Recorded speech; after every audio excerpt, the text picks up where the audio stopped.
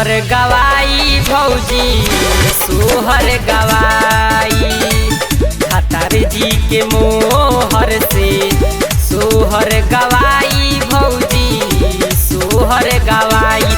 शादी होखता हमार करब राजा जी से प्यार, शादी होखता हमार करब राजा जी से प्यार।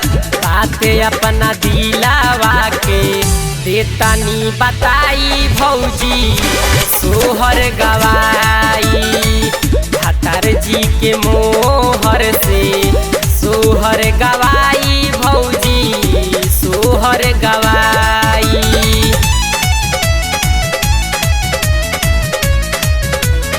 Mixed by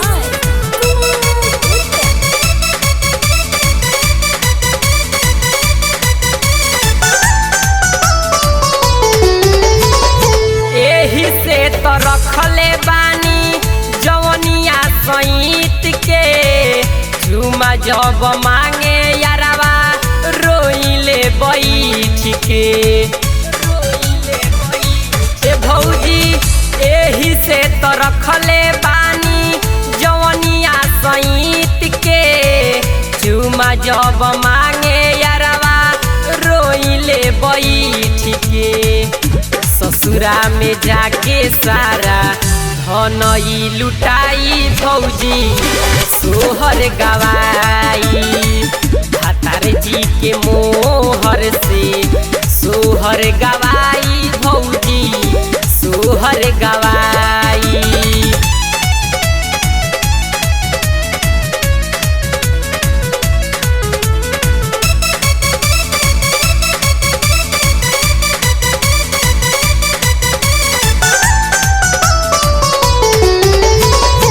राइटर राकेश मोर पुराई दिहे आस हो, एको दिन रतिया ना कटी उदास हो।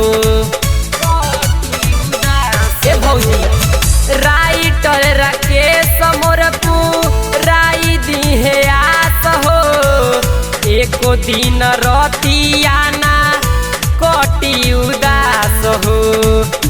प्रियांशु प्रिंस उत्तम मन के मनाई भौजी सोहर गवाई भतार जी के मोहर से सोहर गवाई।